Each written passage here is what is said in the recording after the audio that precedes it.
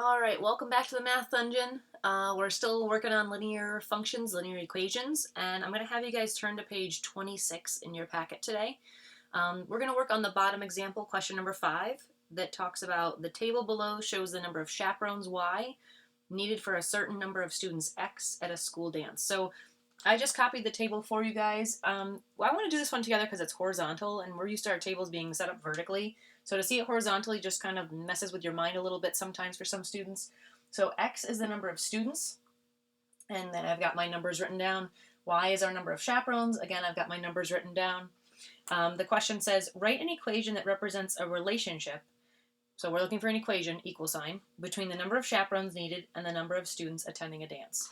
So we normally would write our equations in the form y equals mx plus b, right? So we're normally looking for our x to be consecutive, right?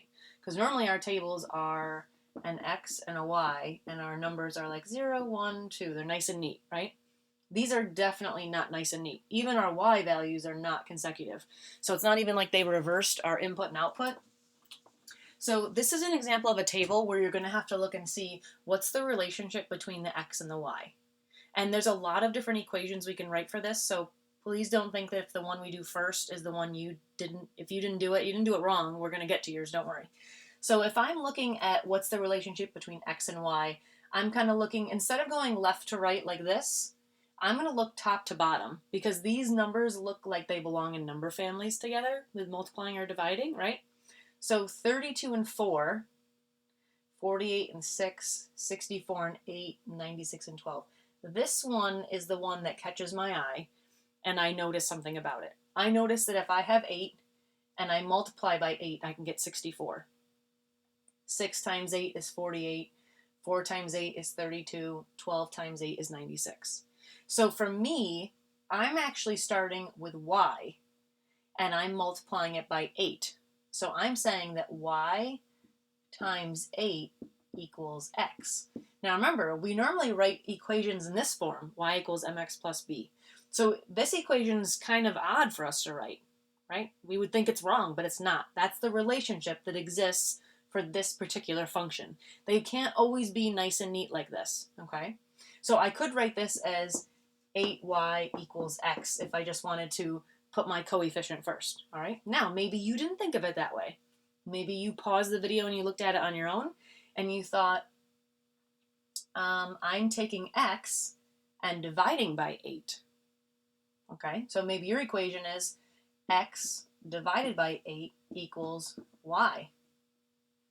That one works as well, okay? It's a little unconventional. Maybe you wrote it like this, x divided by 8 equals y. Maybe you even wrote it as 1/8 times x equals y. All of those would work. So look, I've got 1, 2, 3, 4 different equations that work for this table. They all show the relationship between x and y. So this question was off a state exam from 8th grade from a couple years ago, and the answer key accepted all of these equations as a possible relationship. All right, the next part of the question says, well, what if there's 240 students? How many chaperones will you need? So I'm going to come up to my table. Students are on top. If I extend that to 240, they want to know how many chaperones am I going to need. So could I use one of my equations that I wrote? Well, sure, right? I'm going to use this one actually because x is students, and that's the information I'm being given. So I know instead of x, I'm going to have 240 divided by 8 equals my y, or my number of chaperones. So I know 8 goes into 24 3 times, and I've got the extra 0. So if I said 30 here, that looks like it makes sense for the rest of my table, and 30 times 8 gives me 240. So how many chaperones? 30. All right, so here's what I'd like you to do. I want you to just look to the right, which is page 27, and I want you to read page 27 while I just quickly erase my board, because that's the next question that we're going to work on for this short video on linear functions. We're kind of looking at tables that are a little bit interesting today.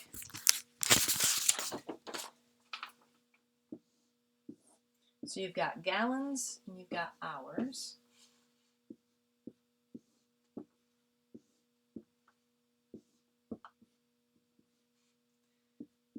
So you might look at this table and know right away, you kind of see, if you know your math facts really well, you might look at this table and say, I know what the rule is. And then some of you might not, and that's okay. So that's why we kind of give you these tools for how to write these functions. Okay, Mr. Patel filled a swimming pool with water. When he started, the pool already contained 1,500 gallons of water. The table below shows the number of gallons of water in the pool after filling it for h hours. Which equation can be used to determine the number of gallons G of water in the pool after h hours? So they kind of made the G is your Y value, because look at all the equations are set up G equals, like you'd normally have Y equals mx plus b, except they're saying that G is taking the place of your Y. So really it's going to be G equals something times H plus something else over here, right? So this is really our X. So if you look, this is really consecutive order, right? So what did they do with this table to the poor students, right? I mean, they flipped the table around. That's just horrible, right? So if you really don't like it, could you just rewrite your table? Sure, you could have X and Y and have 0, 1, 2, 3, and then just bring your numbers over. And can you flip your table around? Sure, now you know what way it's supposed to go. I won't bother with that last one, but so X is your H for hours, and G is your gallons, which is your Y. So now I've got my X in the consecutive. We like that, right? But now I need to start thinking about my slope. So I know if these are in consecutive order, I can look over to the right and I can see what's my constant rate of change. So my constant rate of change, it looks like it's going up by 600. Would you guys agree? Okay, so 600 is our constant rate of change. Now, if I just multiply 600 times H, well, 600 times 0 is 0. How did I get up to 1,500? 600 times 1 is 600. How did I get up to 2,100? Well, the easiest one to find is this 0, that y-intercept, remember? So if I'm 600 times 0 is 0, I'd have to add 1,500 to get up to 1,500. 600 times 1 is 600, plus 1,500 is 2,100. 600 times 2 is 1,200, plus 1,500 is 2,700. So the choice that matches, like choice F, they're hoping you just stop there. Choice G, they're hoping you have the wrong, they use the y-intercept in the wrong spot. Choice H, they're being a little tricky. Did they write what we wrote? They just switched these two? That property allows you to do that. And they're kind of saying start here at 1,500, and then your slope is 600 per hour. It definitely can't be J because that has the wrong slope. So again, remember, this is your y-intercept. This is your starting point. So because you're filling a swimming pool, they're saying you're starting here and then you're adding water in at this rate. Okay? So what I'm going to ask you guys to do, and I had this all kind of set nice out for the two examples. So those are the two examples we're doing together. What I'd like you to do is I want you to turn to page 30 in your packet, and you're going to work on page 30, numbers 1, 2, and then you're going to work on page 32. So don't work on 31, just 30 and 32. And then I'm going to do an Educreations with the video. I'll do a quick one, just taking a picture of my answer key for you. And then there'll be one short video where I'll use the really awesome graph paper. Okay? So today's lesson is kind of short. So again, page 30 and 32. All right, bye everybody.